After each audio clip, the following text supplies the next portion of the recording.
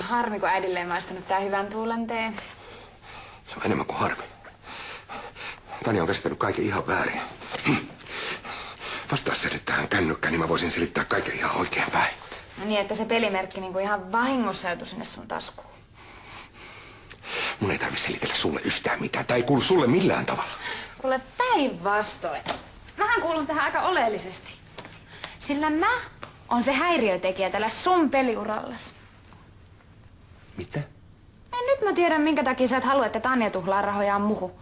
Sähän kärkyt niitä itsellesi, jotta voisit maksaa sun pelivelat. Kuule, mä en oo velkaa kellekään senttiäkään. No kukakohan sua uskoo? En ainakaan minä. Ja mä toivoisin, että Tanja näkee mahdollisimman pian sen saman, mitä mä näen. Ja mitähän se mahtaa olla? Sitä, että sä et oo mitään muuta kuin pennitön siivellä eliä. Sinä turpa kiinni nyt!